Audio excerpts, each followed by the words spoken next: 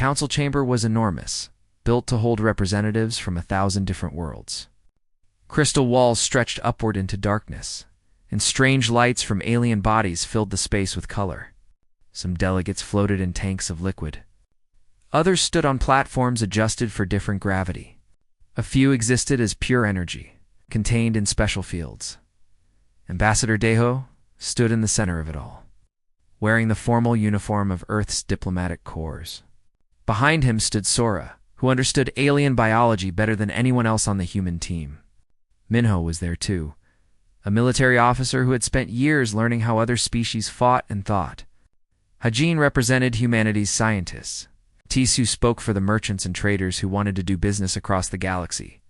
For 3 months, they had lived in this chamber. They had answered every question the council asked.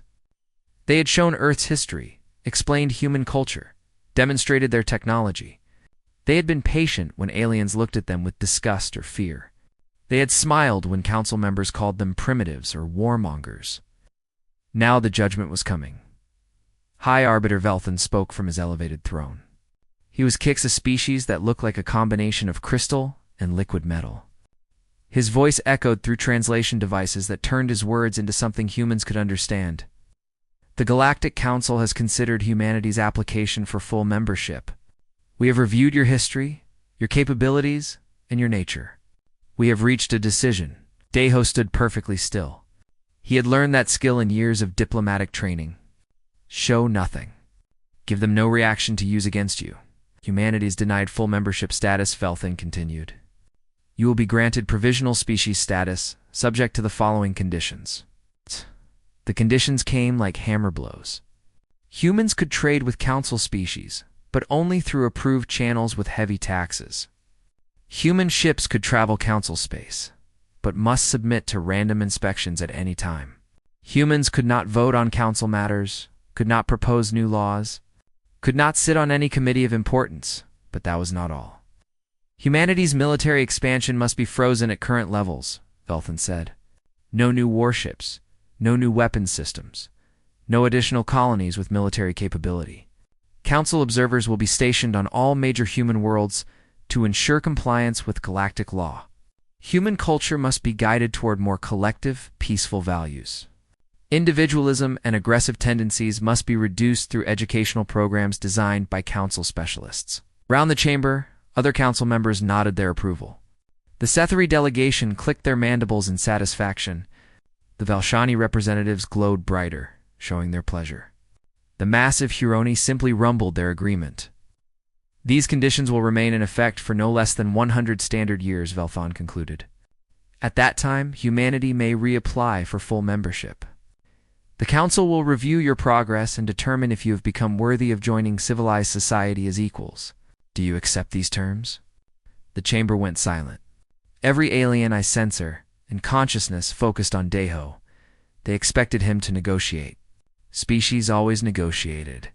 They begged for better terms, argued about specific restrictions, asked for compromises. Some got angry and had to be escorted out by security. Others broke down and accepted everything just to gain any status at all. Deho did something else. He reached into his jacket and pulled out a small data pad. On it were displayed all the documents humanity had submitted during the application process.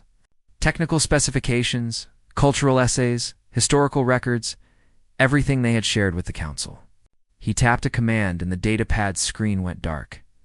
Then he turned to Sora and nodded once. She closed her briefcase and stood. Minho gathered his materials without a word. Hyjin powered down her holographic displays. Taiwu picked up the sample trade goods humanity had brought as gifts. Deho bowed. It was a precise formal bow, the kind you give to someone who has just told you something important. Not a bow of respect or gratitude.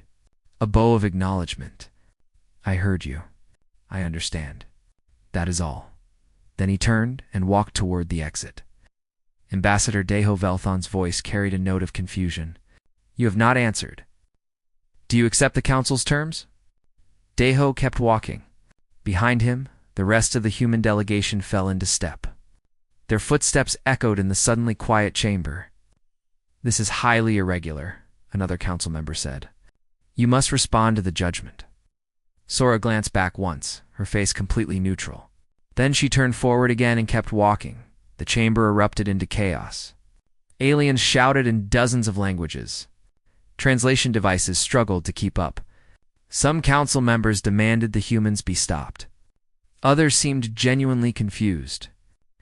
A few laughed, thinking it must be some kind of human joke they did not understand. Jiwan, the youngest member of the delegation, was the last human in line. She was barely 30 years old, fresh from the diplomatic academy, and this was her first major assignment. As she reached the doorway, she paused and looked back at the council. For a moment, she seemed like she might speak. Velthan leaned forward, ready to hear what she would say. An apology, perhaps. An explanation. Something to make sense of this unprecedented behavior instead. Guan raised her wrist and tapped a control on her communication device. Behind her, the holographic emblem of Earth that had hung in the council chamber for 3 years flickered once. Then it vanished completely, leaving only empty air. She turned and walked through the door. It sealed behind her with a soft hiss. In the corridor outside, the human delegation moved in silence. They passed alien guards who stared at them in confusion. They rode the transport tube down to the docking level where their ships waited. Not once did any of them speak. On the docking platform, their ships were already warming up. The crews had been watching the proceedings through live feed. They knew what had happened. They knew what it meant. Deho climbed aboard the lead vessel, a sleek diplomatic cruiser named the Soul. The rest of the delegation boarded their assigned ships. Within minutes, the small fleet was ready for departure. As they pulled away from the council station, Minho finally spoke. "Sir, what should we tell Earth?" Deho looked out at the stars through the viewport. "Tell them we're coming home. Tell them we're done asking for permission." The ships accelerated, their engines burning bright against the darkness of space. Behind them, the council station grew smaller and smaller until it was just another point of light among millions. Inside the council chamber, Elthon sat in stunned silence. In 3,000 years of council history, no species had ever simply walked away. They always accepted the terms. They always bowed and scraped and thanked the council for any scraps of status they received, but humanity had done something different. They had listened to the judgment, understood what it meant, and decided the council was not worth the price of admission. For the first time in his long life, Velthon felt something he did not quite recognize. Later, he would understand it was the first seed of doubt. But in that moment, he only knew that something had changed, something important, and he had no idea what would come next.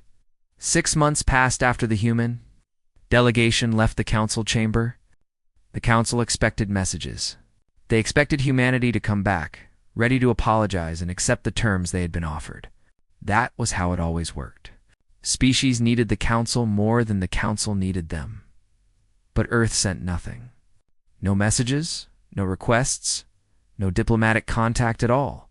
When the council tried to reach out, their communications went unanswered. Not blocked, not rejected. Just ignored, as if the council was sending messages into an empty void. On Thatnine, a neutral trading station that floated between council and independent space, the human embassy began shutting down.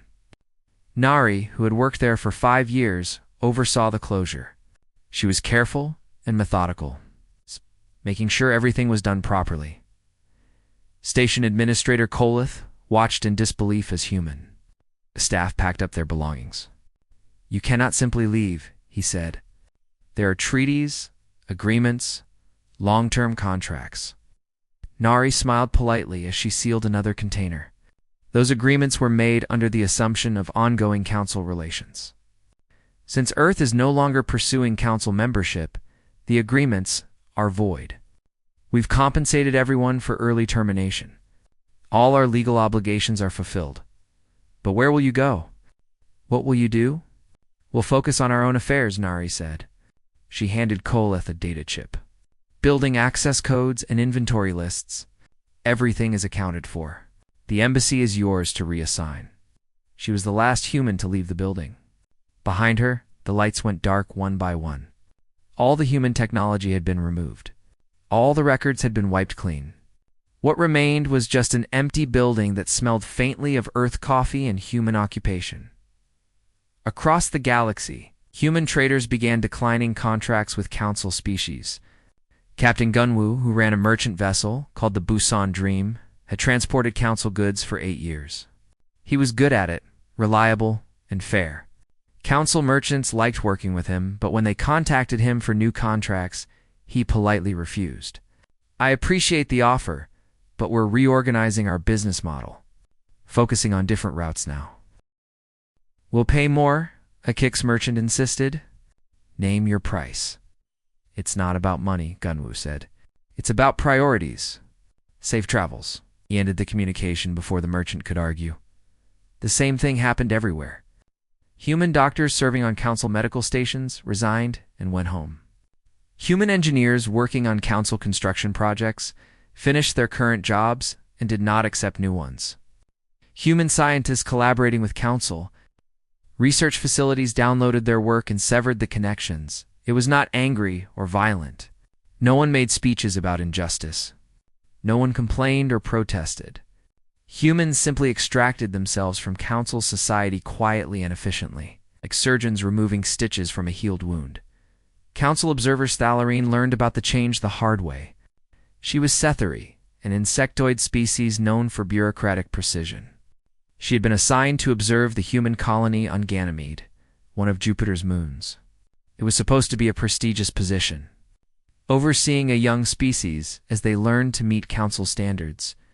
When her ship arrived at the colony's orbital checkpoint, a human patrol vessel intercepted her. The commander was a woman named Yunha, who spoke with calm professionalism. "Observer Thalarine, your credentials have been revoked. You do not have permission to enter human space." "This is absurd," Thalarine clicked. "I am a Council observer. The observation program was approved by your own government."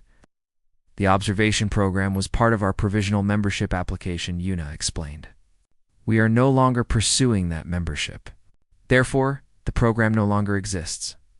I'm sorry for any inconvenience. You cannot simply change these arrangements without proper procedure." "We followed proper procedure," Yuna said. "We notified the Council 6 months ago when we withdrew our application. All observation programs were terminated at that time. You're welcome to file a complaint with the Council Administrative Office, but you're not welcome in our space. Please adjust your course," Thalarine tried to argue, but Yunha was polite, firm, and absolutely unmovable.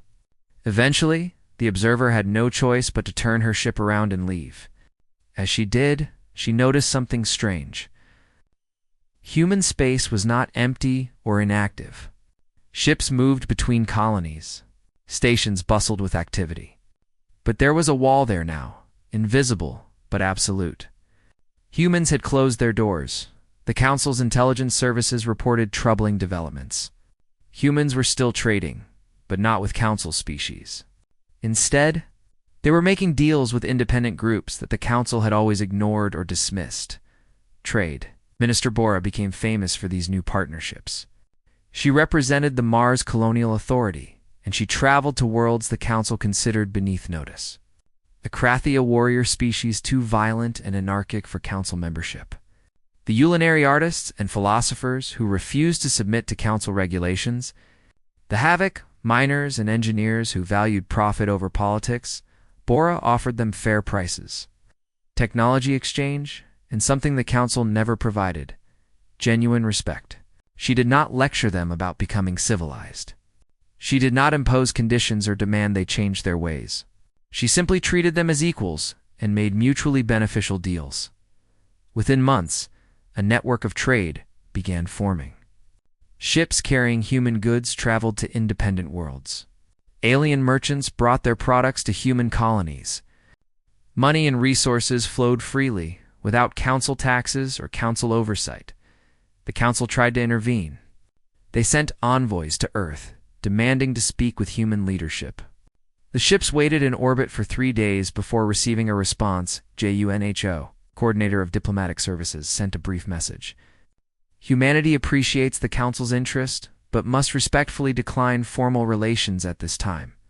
We wish you prosperity and peace." The envoy sent urgent messages back. This was not how things worked. There were protocols, procedures, proper channels for communication. They could not just be dismissed, but Junho sent nothing else. The envoys waited 2 more days, then gave up and left. They had not been threatened or attacked. No one had been rude to them. They had simply been irrelevant, and that somehow felt worse than any insult. On Council worlds, small problems began appearing. A medical facility on the Velshani homeworld ran short of a specific compound used in trauma surgery. They had always gotten it from human suppliers. Now those suppliers were gone, and the Council alternatives were twice as expensive and half as effective. A Kix shipyard discovered they could not get certain rare minerals needed for their newest vessel design. Humans had provided those minerals extracted from asteroids using techniques the Kix had never bothered to learn. Now the shipyard had to choose. Pay enormous prices to other sources or redesign their ships, eh? Sethari Food Processing Plant realized that human agricultural products had become a significant part of their supply chain. Without them, food prices rose. Citizens complained. The government had to find alternatives. These were small things individually, but they added up, and they revealed something the Council had not fully understood. Humanity had become integrated into galactic economy not because they needed the Council, but because they were good at what they did. Efficient, innovative, reliable, and now they were gone. In the Council chamber, Velthan convened a meeting of the senior members. "This cannot continue," he said. "We must bring humanity back into the fold. We must make them understand that they need us." "Perhaps," said a Velshani council member, "we should ask ourselves a different question. Perhaps we should ask whether we need them." The chamber went silent. It was a thought too dangerous to speak aloud. The Council was the pinnacle of civilization. They needed no one. They were the ones who granted membership, who bestowed status, who decided what species were worthy. But the silence stretched on. And in that silence, doubt grew. 2 years after humanity walked away, the Council's problems were getting worse. What had seemed like minor inconveniences had grown into serious economic disruptions. And the Council was starting to understand how much they had underestimated humanity. The Kix, Dominion's massive shipyards, had built vessels for hundreds of species over thousands of years. They were proud of their work and their efficiency. But now their production schedules were falling behind. The rare earth elements they needed for their newest engines had always come from human mining operations in the asteroid belts. The Kix tried to source these materials elsewhere. Other species could mine asteroids after all. But it turned out that human mining techniques were far more advanced than anyone had realized. Human miners used gravity manipulation technology that let them extract materials with 90% efficiency. Other species managed, maybe 40%. The cost of shipbuilding jumped by 30%. Orders started getting canceled. Workers were laid off. The Kix government demanded answers from the mining contractors, who could only shrug. They were doing their best. Humans had just been better. On the Velshani homeworld, medical centers faced a crisis. Human pharmaceutical companies had developed synthetic versions of dozens of compounds that were normally rare and expensive. The Velshani hospitals had come to rely on these cheap, effective medicines. Now those medicines were gone. The alternatives existed, but they cost 5 times as much. Healthcare expenses skyrocketed. Citizens protested. The government tried to force their own companies to develop equivalent products. But it turned out human chemistry was years ahead of what the Velshani could produce. Trade. Minister Chewan had built a shipping consortium that moved goods across a third of the galaxy. Her company employed 30,000 people and operated 400 vessels. When she pulled out of council space, it left a hole that dozens of smaller companies tried to fill. But Chewan had not just been moving boxes from one place to another. Her logistics network was brilliantly designed, using predictive algorithms and route optimization that reduced shipping times by 20%. Her competitors could not match that efficiency. Prices rose. Deliveries took longer. Customers complained. The council's economy was not collapsing, but it was definitely struggling. And every struggle pointed back to the same source: humanity's absence. Then the military situation changed. The Krathi had been raiders for generations. attacking Council frontier worlds and stealing whatever they could carry. The Council's response was always the same: send a fleet, crush the raiders, restore order. The Krathi were brave fighters but technologically inferior. It was a pattern that had repeated for centuries. Military coordinator Quan changed that pattern. He was human, serving as an advisor to the Krathi Federation. When Council ships arrived to punish the latest raid, they found something unexpected. The Krathi ships were equipped with defensive shields that made them nearly impossible to hit. Energy weapons scattered off the shields without causing damage. Projectile weapons were deflected. The Council fleet sensors could not get accurate targeting locks. The battle turned into a stalemate.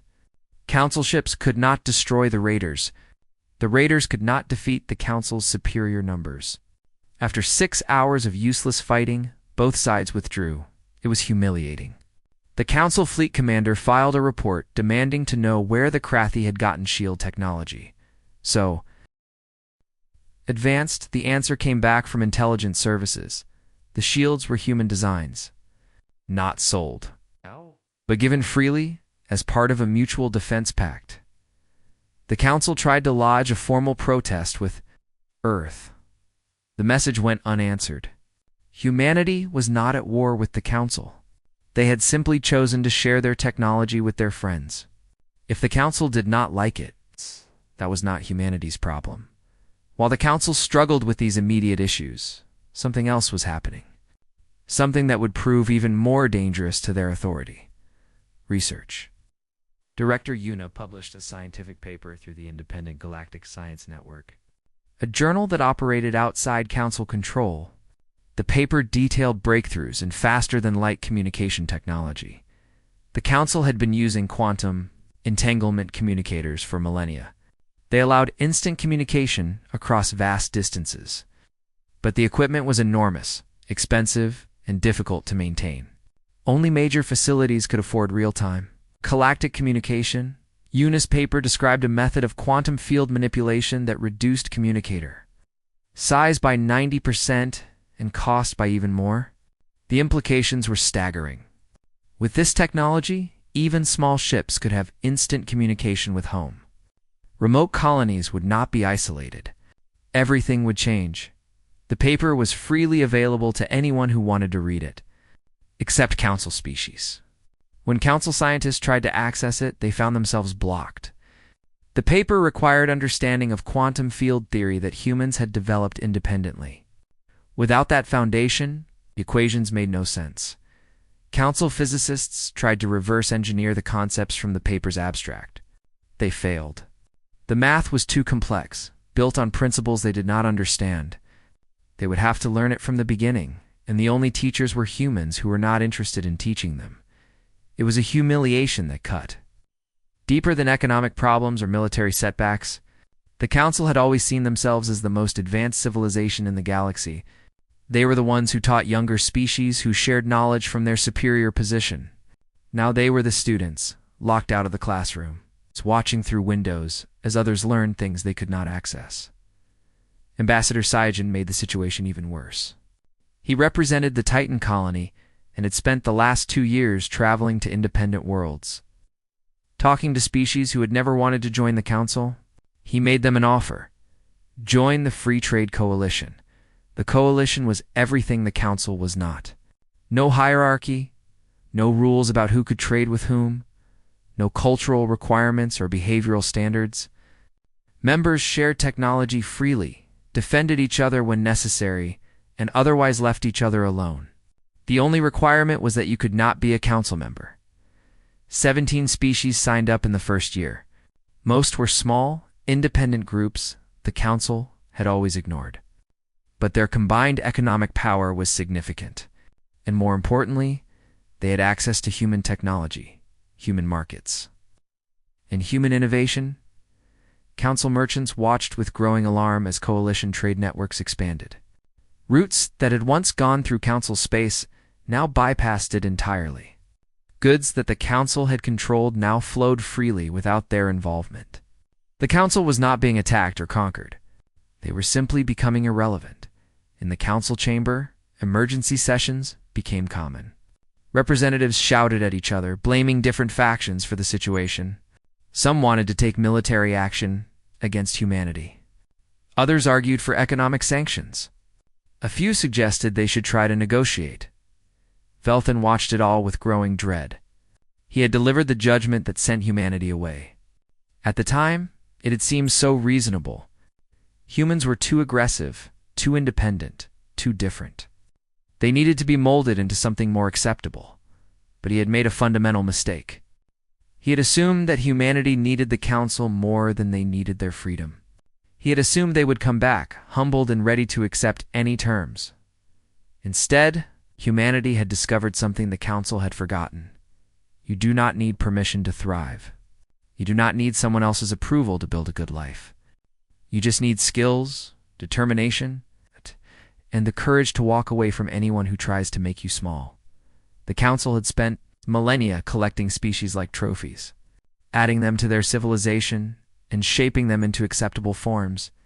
They had created a galaxy where everyone looked to them for validation, and then humanity had shown everyone else a different possibility. The possibility of saying no. The possibility of building something new instead of joining something old. The possibility that the Council's approval was worthless if you did not value what the Council represented. It was a revolutionary idea, and it was spreading. For more species were considering coalition membership. 12 others had opened formal diplomatic relations with Earth. The Council's grip on galactic civilization was loosening, and Velthan did not know how to stop it. For the first time in 3,000 years, the Galactic Council was truly afraid. 5 years after humanity's silent departure, the Galactic Council faced something they had never experienced before. Member species were leaving. The announcement came simultaneously from 4 different delegations. The Haveron insectoid traders, known for their business sense, the Ptolemy aquatic beings who had been loyal council members for 8 centuries, the Reshi Compact, a coalition of 3 allied species, and the Selvair Union, philosophical scholars who had helped write many council laws. Their spokesman was Kermash, the Haveron trade representative. He delivered the joint statement in the council chamber, speaking to the assembled delegates with a voice that showed no anger, only determination. We have carefully considered our position in the Galactic Council. We have weighed the benefits of membership against the restrictions it imposes. We have observed the growth and prosperity of the Free Trade Coalition. After much deliberation, we have decided to withdraw our membership and seek partnership with the coalition instead. The chamber erupted into chaos. Council members demanded explanations. Some called it betrayal. Others tried to argue that withdrawal was not legally permitted. A few simply sat in stunned silence. Kermash waited for the noise to die down, then continued. The Council has provided stability and structure for millennia. We do not dispute this. But stability has become stagnation. Structure has become restriction. We see our economic indicators falling while coalition members thrive. We see our scientists struggling to keep pace with innovations happening outside council space. We see our young people leaving our worlds to seek opportunities elsewhere. He gestured to the other departing delegations. We choose to join a system that values innovation over tradition, partnership over hierarchy, and freedom over control. We thank the Council for centuries of cooperation. But our path now lies elsewhere. They left the chamber together for delegations walking out in formation. The remaining council members sat in their seats, trying to process what had just happened. It was not war. It was not rebellion. It was simply rejection. And that somehow made it worse. Economic analyst Minji released her report 2 weeks later. She had left Earth's government service to work as an independent researcher, and her analysis was devastating in its clarity. The numbers were undeniable. Council GDP had declined by 18% over 5 years.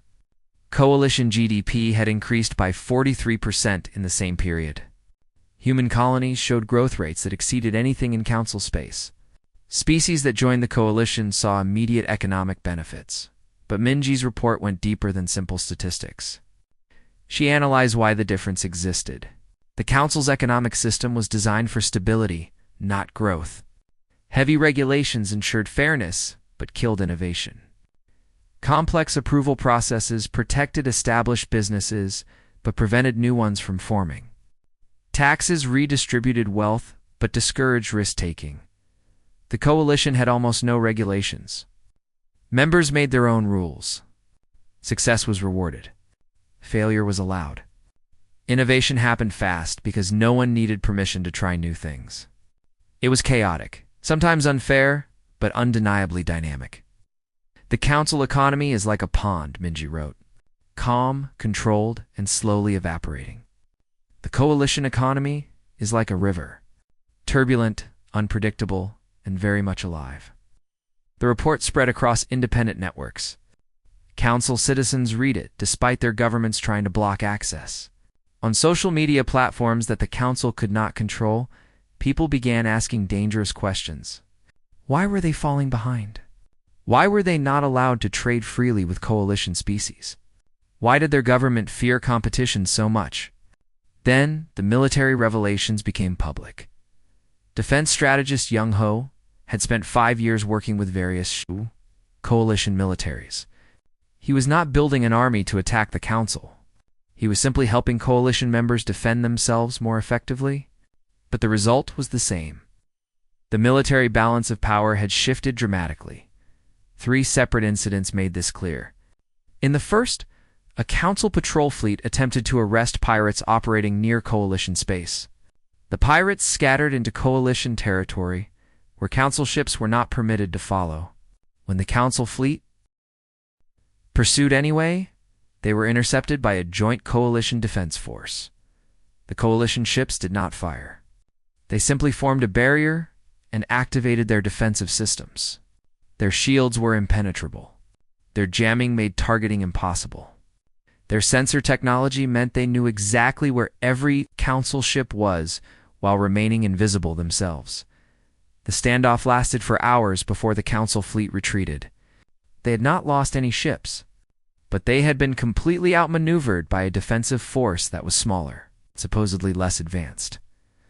The second incident involved a border dispute between a council world and a coalition member. Council military doctrine said overwhelming force would settle the matter quickly. They sent a fleet of 50 warships to enforce their territorial claim. They found themselves facing 15 coalition vessels equipped with human weapon systems. The battle lasted 6 minutes. Not because the coalition won, but because the council fleet realized that continuing would result in heavy casualties on both sides. For a police action against a supposedly inferior force, that was unacceptable. The council retreated and filed an official protest. The coalition ignored it. The third incident was the most embarrassing. Council intelligence services tried to infiltrate a coalition research station to steal the specifications for human shield technology. The mission was planned carefully. Using their best operatives and most advanced stealth ships, they were detected before they got within 1,000,000 kilometers of the station. Coalition defense systems had been upgraded with human sensor technology that made stealth impossible. The operatives were not captured or killed. They were simply escorted back to council space and told not to come back.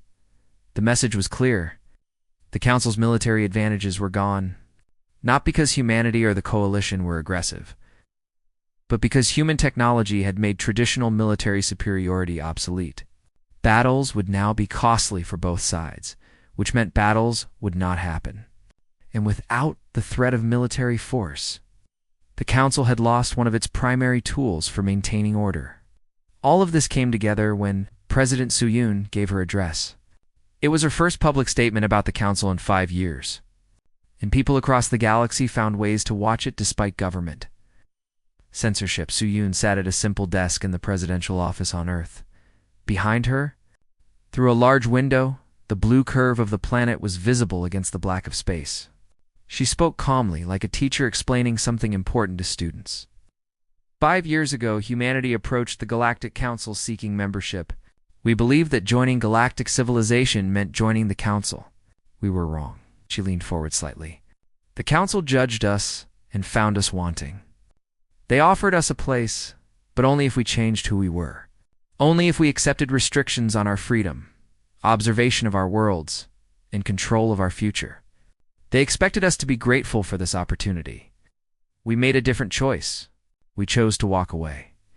And in walking away, we discovered something important. We discovered that we did not need them. So Yoon's expression remained neutral, but her words carried weight. The Council operates on a belief that they are the center of civilization, that other species need their approval to be legitimate, their structure to have order, their guidance to be successful. For thousands of years, species have accepted this belief. They have lined up to join, accepting whatever terms were offered, grateful for any acknowledgement, but it is not true. The Council is not the center of anything except their own system. Civilization is what we make it. Success is what we build. Legitimacy comes from our own achievements, not from someone else's permission. She stood up and walked to the window. Looking out at Earth, we built the Free Trade Coalition on a simple principle: mutual respect between equals. No hierarchy. No one telling others how to live. No approval needed to try new things. And we have thrived. Our economy grows. Our technology advances. Our people are free. Turning back to the camera, Soo-yoon delivered her conclusion. We do not hate the Galactic Council. We simply no longer need them or value what they offer. We are building something better, and anyone who wishes to join us is welcome. The only requirement is that you value freedom over control, innovation over tradition, and partnership over domination. The Council can evolve, or they can fade into history. That choice is theirs. Our choice has already been made. We are free, and we will remain free. The broadcast ended. Across the galaxy, on council worlds and independent stations, in government offices and private homes, people sat in silence and thought about what they had just heard. On Earth, Soo-yoon returned to her desk and reviewed reports from her advisors. The council would respond somehow, probably with anger, possibly with threats. But it did not matter anymore. Humanity had stopped asking for permission, and the galaxy was learning to do the same. 10 years after humanity walked away from the Galactic Council, a delegation of council members arrived at Luna Station in human space. They came not as judges delivering terms, but as petitioners requesting an audience. The delegation was led by Corinth, the new High Arbiter. She was Velshani, younger than most council leaders, and she had risen to power during the political upheaval that followed humanity's departure. Half the old council leadership had been removed by their own governments, replaced by representatives who understood that the galaxy had changed. But even Corinth carried the weight of institutional pride. The council had ruled for millennia. They had shaped galactic civilization. The idea that they should ask permission to speak with anyone was still strange to her. They waited 2 weeks before Ambassador Huno agreed to meet them. The delay was not meant as an insult. Humanity was simply busy with other priorities. The council was no longer at the top of their attention list.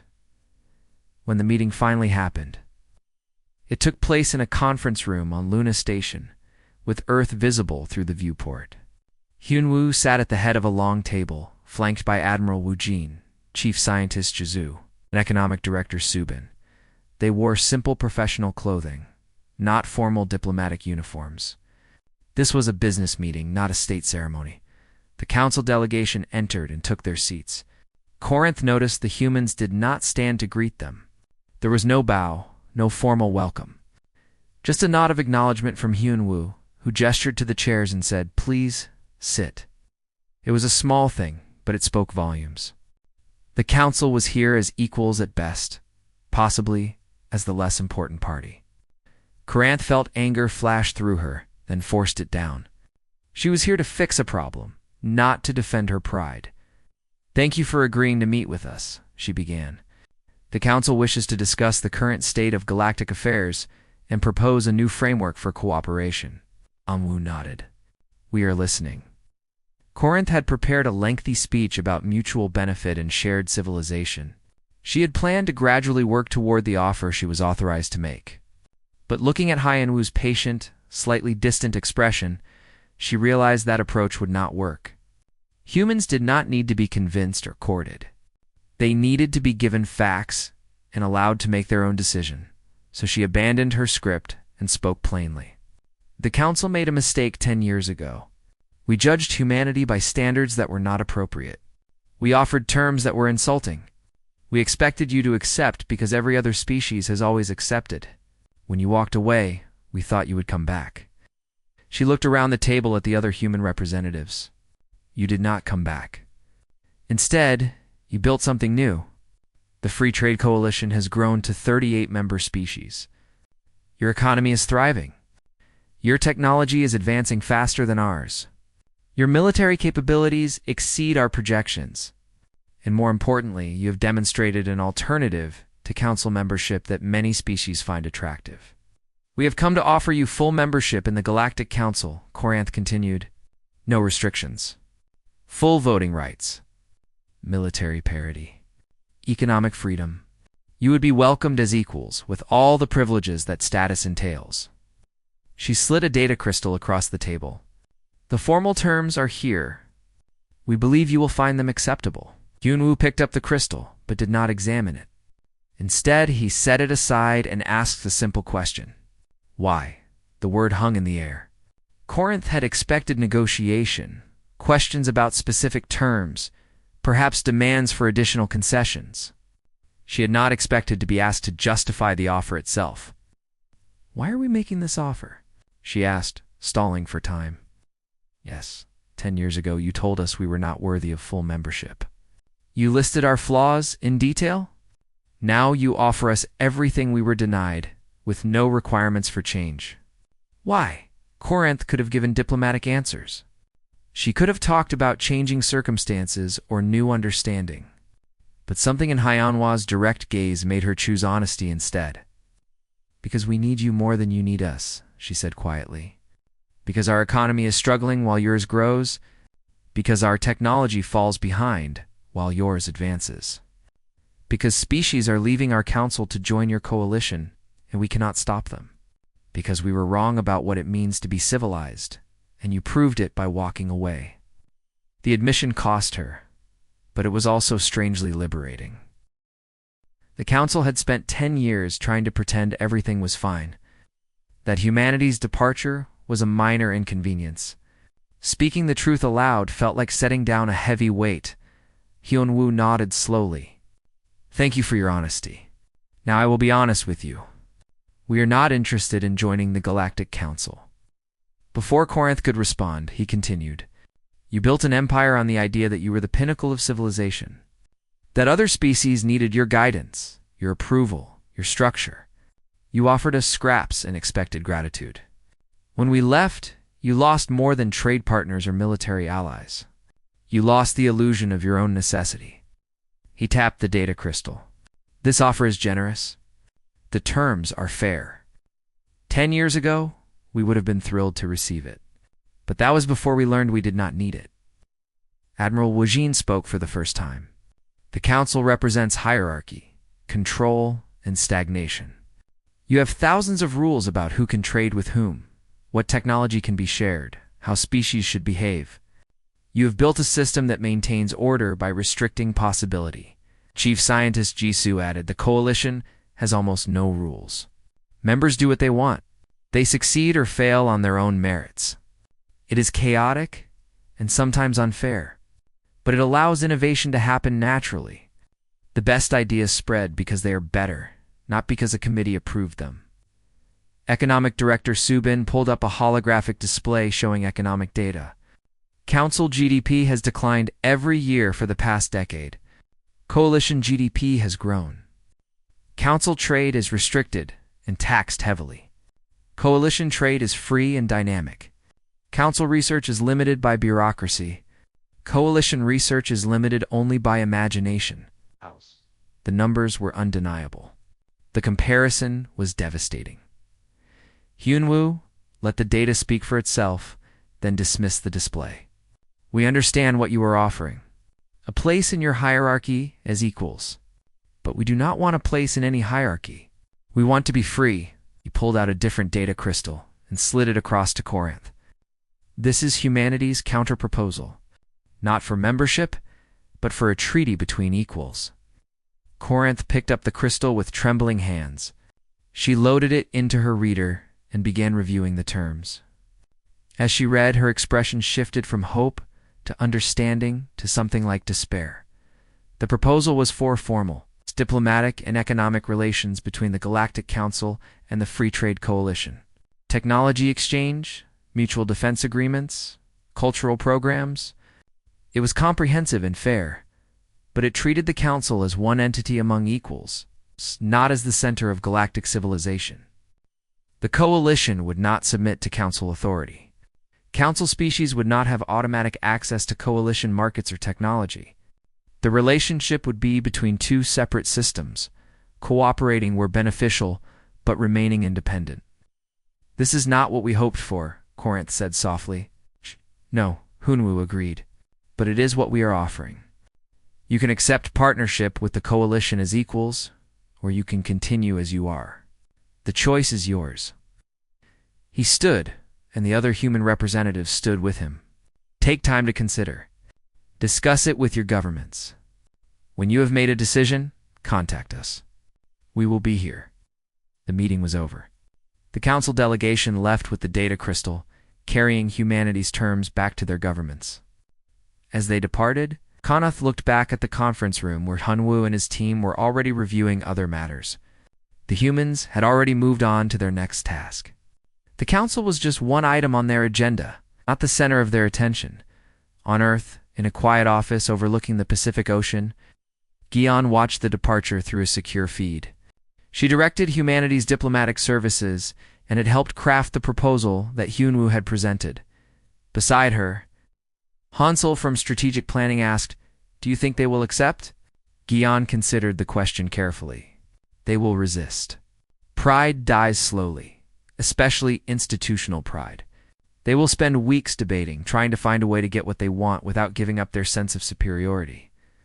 And when they cannot find that way, then they will face a choice. Adapt and survive, or cling to pride and fade into irrelevance. Some will choose adaptation. Others will choose pride.